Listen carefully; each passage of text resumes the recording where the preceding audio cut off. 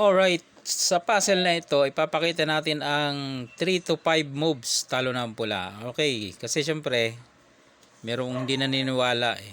Okay. Unang sulong ang puti, 3 to 5 moves talo ang pula. Okay, pakita muna natin yung 3 moves. Pag pumasok siya sa 3 moves, ay talo siya sa 3 moves. Dalawa kasi option ng pula eh. Pero ang puti muna ang susulong. Ang key move niya mga boss, kung sa puti ay dito siya. O, bilangin nyo ha, 1. Yan. So, ang option ng pula, pag hindi dito, ay dito. Ayan, dito or dito. Ayan, dalawa lang naman eh. O, balik natin, baka mali to. Dito tayo, 1. Kung dito siya pupunta, dito o kaya hanggang dulo, ayan na, 2. Kain siya, 3. Oh, yan. Diyan papasok yung 3 moves, ha? Bilangin nyo, baka nagkakamali ako. 1, dito siya. 2, kain siya. 3. Oh, di ba? Pasok sa 3 moves. Kaya nga sabi ko, 3 to 5 moves. Ibig sabihin, depende sa pula kung saan siya susulong, kung saan siya tatakbo. Okay, doon naman sa 5 moves. Dito tayo.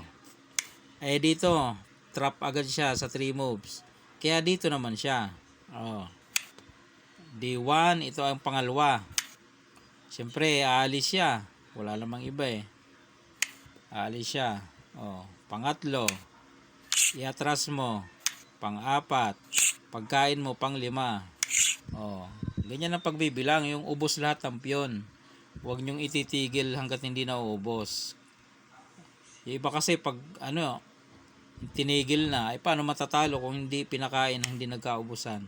Ang pagbibilang ay hanggang sa maubos. Kaya nga 3 versus 1, di ba?